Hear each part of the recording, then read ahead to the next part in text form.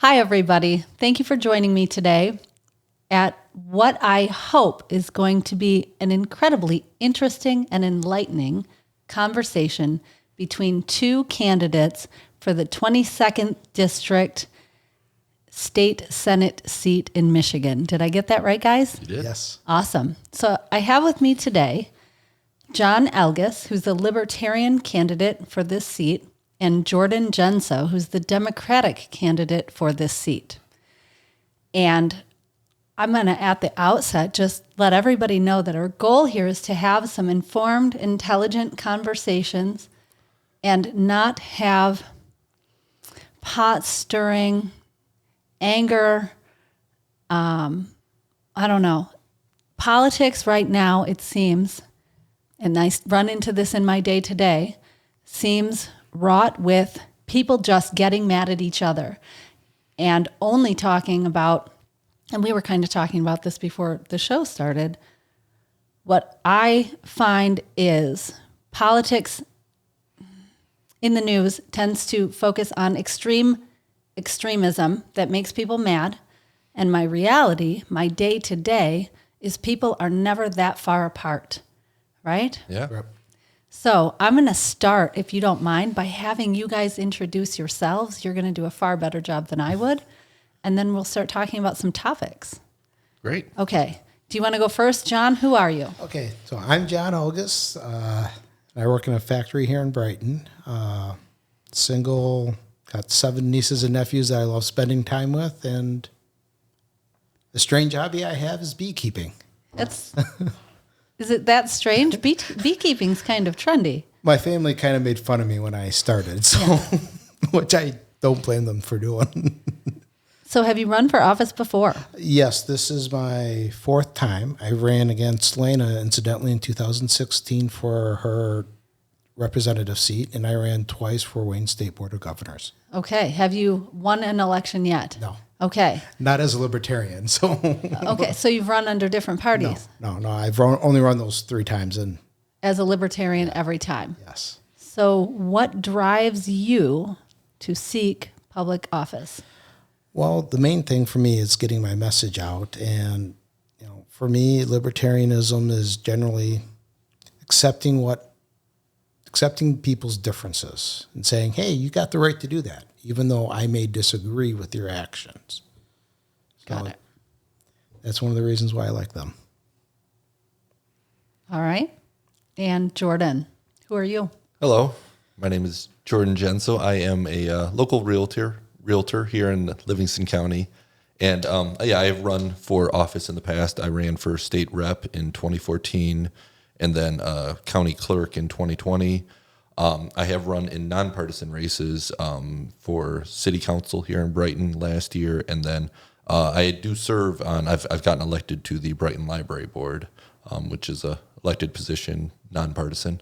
And so I've been involved in the community for 14 years now in various roles, from school board, charter school board, and the library board, and just any ways that I can find to serve the community. That's what I look to do with my free time and as my passion.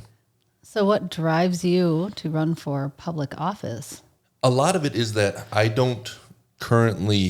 I'm not satisfied with when I look at politics as it has been played out over the last 14 years while I've been involved. I look at those who are elected and those who are running for office, and I don't identify with a lot of them. The approach that politics occurs, where it is focused on anger and fear of the other side, trying to demonize or dehumanize the others, to make the voters think that the other side is evil and therefore we're the good side, and vice versa. I don't like, even though I self-identify as a Democrat, I don't want people to view me as evil. And so it's, okay, I'm going to put myself out there. I'm going to be accessible and transparent and try to show people, whatever you may think of a Democrat, I'm not evil. You may disagree, but at least we can be real people and, just have those worthwhile conversations about what's best for our communities and our state.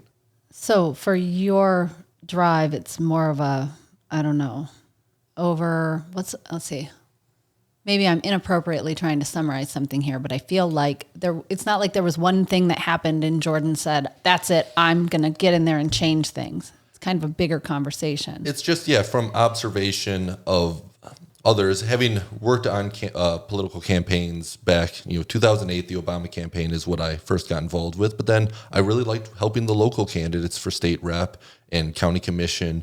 And just when you enter that realm and you're observing what's going on and you see, okay, this is our politics and the way the game is played, I think a lot of things occur that the public does not like. And me as an individual, I witness it. I'm like, I wish it wasn't done that way, but it's effective in some ways, and so that's why candidates do it.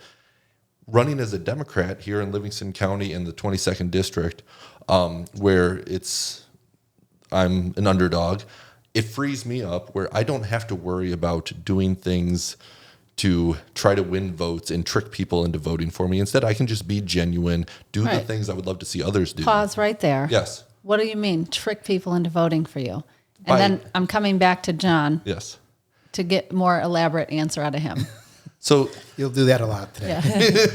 Yeah. It's very stereotypical for a political candidate to tell one audience one thing and a different audience something else, entirely just trying to tell the audience what they want to hear. And basically, that's the trickery. It's not just being honest and letting them decide. I've stood in front of a Tea Party group meeting and just been honest with them because I'm not trying to win them over to my side. I just want to present who I am, and then they, as the voters, can decide whether or not they want to hire me to represent them in Lansing, because that's the better way, as opposed to you hear a politician and you just think, okay, they're telling me what I want to hear, but that's not their true beliefs, or they're just being inauthentic to try to win votes. John? Yes. Do you have any more to add to your answer of why you're doing what you're doing? Just to be upfront, I'm one of those people that I can carry a conversation, but I'm not one that drives it. So you're going to be coming back a lot. That's what literally my job is here. Yes. And for the record, I'm not political. Like I have my opinions about different issues, but picking a party to me feels kind of like picking a religion. So I'm not really one to pick a flag and wave it as this is what I believe. Like the answer so often is it depends. So I'm good with pointing it back to you and extracting answers. Good. So I really liked what he said about politicians pandering to different crowds. That's always frustrated me too. And and like Jordan, I'm just going to be me. I don't expect to get more than 4% of the vote. So I'm not going to try to win your vote for me. So I've always viewed politicians in general as liars. Just because you hear them say one thing to one group and another to another, and that's why you see a lot of people not trusting what our elected officials say and do. So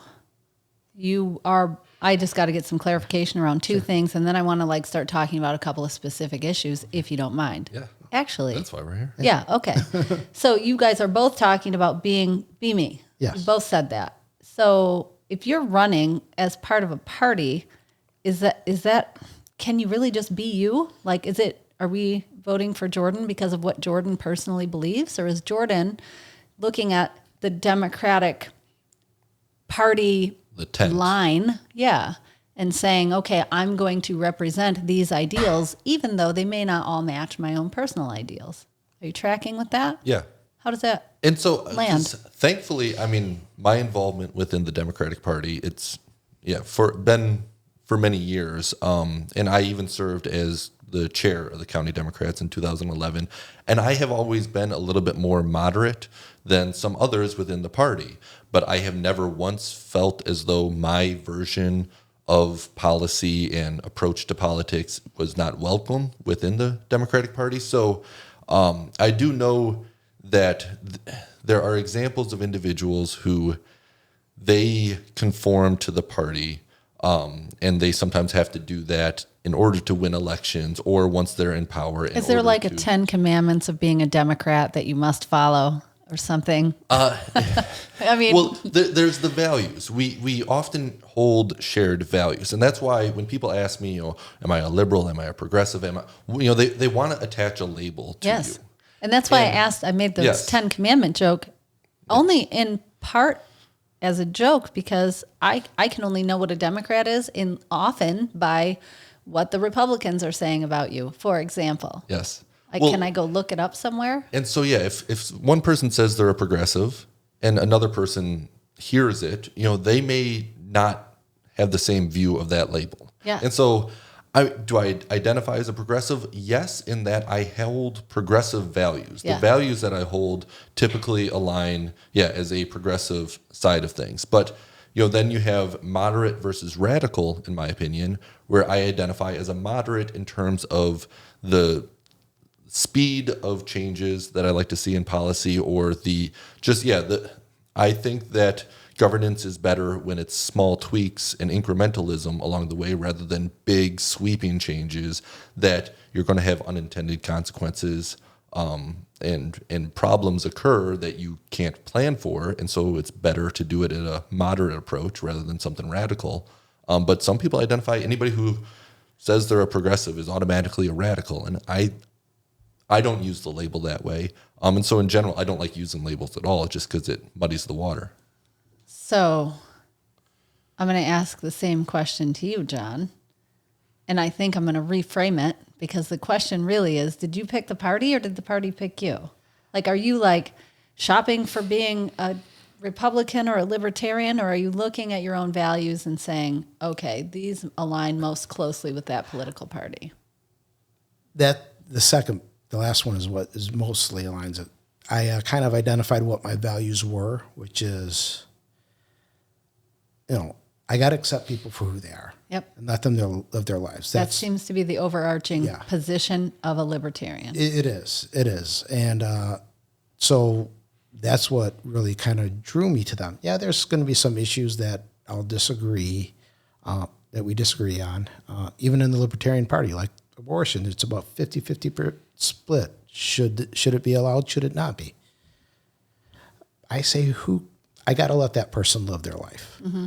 I shouldn't be judging them regardless of what they did. So that's kind of what the Libertarian Party. So that's interesting, because if I'm a one-party voter and if I'm a one-issue voter and that's my issue, and your party is evenly split, that's no answer. Hence 4% of the votes. Yeah, because we're actually pretty evenly split on a lot of issues, but the overarching issue for libertarian is less government. Okay, less government, accept differences. Right. All right, summarize the Democratic Party for me in a similar fashion, Jordan. I think my view of the Democratic platform is that the government can be a force for doing what's right for the people. In our economic system of capitalism, and you're going to have the private entities looking out for their best interests. To me, the role for government is to be that player protecting the people's interests, the general public's interests. So I have a question. This is just me pot stirring a little bit. Who decides what's in the best interest of the people, or what's right for the people? Or are you talking about specifically when it comes to as opposed to what's right for a corporation? Do you understand what I said? Right. Okay. It's a little layered. Well, yeah. And so, that is where, it's democracy and governance is going to be identifying those potential problems or those outcomes that are less ideal than others in the free market, that then it's okay, should the government step in and intervene in order to protect the people, or is the free market outcome an acceptable exchange in order to have that freedom of capitalism? But that is democratically decided by our representatives, and you could say it's a Republican system as well, because we are represented by those individuals who are going to be deciding those specifics whether or not government intervention is correct. Okay. And the libertarians kind of have a different approach, whereas the role of government should be nothing but to protect rights and leave us alone. So it's my job to protect. It's my job to defend myself. And if I can't, then I would have an option through the government, but it has no authority to determine on what's right or wrong. Okay. So you're protecting rights, you're protecting people. In a way, I almost would describe it as my approach. I look at the ends and try to figure out, okay, the means to get those ends of let's say Be specific. Give me a Yes. real example. So the growing wealth gap, Yes. that is an end. That is occurring. Yes. We're looking so- around and we're saying, holy shit, Yes. all the money is held by very few people. Right. A shrinking middle class, growing wealth This gap. is this is like been Yes. going on for 50, 60 years. And My so- dad was bitching about this when I was in like second grade. So when that is the outcome, that is the end, what can we do to get a better end, to regrow the middle class, to shrink that wealth gap and have a more stable socioeconomic situation? Okay. Then you determine, okay, these are the means by which you achieve that end. Whereas if I don't want to mischaracterize libertarians, but it would be more that We'll you let don't him look at answer the that. ends, but it's a